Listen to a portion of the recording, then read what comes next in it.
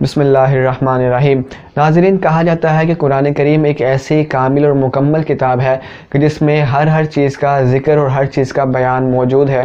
لیکن پھر کیا وجہ ہے کہ ہم جو نماز ادا کرتے ہیں تو نماز کی مکمل طریقہ کار، مکمل تفصیلات اور معلومات ہمیں قرآن کریم میں نظر نہیں آتا۔ نماز کی کتنے شرائط ہیں، کتنے فرائض ہیں، کتنے واجبات ہیں، کون کون سی چیزوں سے سجدہ سہو لازم آتا ہے، یہ تمام تفصیلات ہمیں قرآن کریم میں کیوں نظر نہیں آتی؟ تو دیکھیں، اگرچہ اس بات میں کوئی شک اور شبہ نہیں ہے کہ قرآن کریم میں ہر چیز کے متعلق گائیڈ لائن اور ہر چیز کا تذکرہ موجود ہے، لیکن اس کا یہ ہرگز مطلب نہیں ہے کہ قرآن میں ہر چیز کی مکمل تفصیلات، معلومات اور مکمل طریقہ کار بھی موجود ہو۔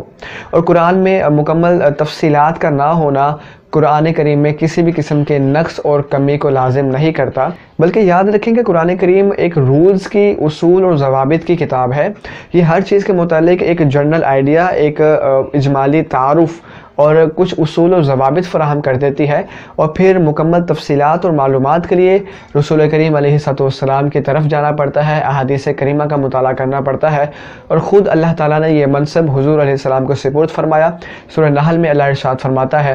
وَأَنزَلْنَا إِلَيْكَ الذِّكْرَ لِتُبَيِّنَ لِلنَّاسِ مَا نُزِّلَ إِلَيْهِمْ، یعنی اے حبیب کریم علیہ السلام، ہم نے آپ کی طرف قرآن کریم کو نازل کیا تاکہ آپ لوگوں کو وہ احکام بیان کر دیں جو ان کی طرف نازل کیے گئے ہیں۔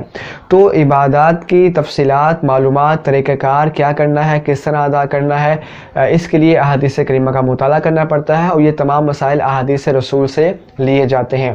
اور پھر اس کے علاوہ ایسے بہت سے مسائل ہیں کہ جن کی وضاحت اور تفصیل کے لیے ہمیں علماء کرام اور فقہاء اعظام کی محتاجی ہے۔ انہوں نے احادیث کریمہ کو بڑی باریک بینی سے مطالعہ کیا، اور پھر ان سے جہاں جہاں مزید وضاحت کی ضرورت تھی اپنی کتابوں میں مکمل احاطہ کرتے ہوئے تفصیل اور طریقہ کار لکھ دیا ہے۔ یہی وجہ ہے کہ ہم امام اعظم ابو حنیفہ کو فالو کرتے ہیں، ان کی تقلید کرتے ہیں، جہاں جہاں ہمیں مسائل میں وضاحت چاہیے ہوتی ہے ان کی کتابوں کی طرف رجوع کرتے ہیں۔ اب ہمیں کوئی مسئلہ پیش آتا ہے، کوئی وضاحت چاہیے ہے، ہم اپنے علماء کے پاس جاتے ہیں، پھر وہ قرآن و حدیث اور ان فقہاء کے بیان کردہ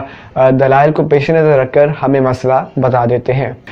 پھر آپ خود ذرا تھوڑا سوچیں کہ اگر قرآن کریم میں ہر چیز کی تفصیل موجود ہوتی، نماز ہی کو لیں تو نماز کی کتنے شرائط ہیں، کتنے فرائض ہیں، کتنے واجبات ہیں، کن چیزوں سے سجدہ سہو ہوگا، نماز کو کون سی چیزیں توڑ دیں گی، مکروہات تحریمی کون سے ہیں، مکروہات تنزیہی کون سے ہیں، نماز کو کامل و مکمل کرنے کے کیا طریقے ہیں، نماز کے آداب کیا ہیں، پھر طہارت کے مسائل ہیں، وضو، غسل کے مسائل،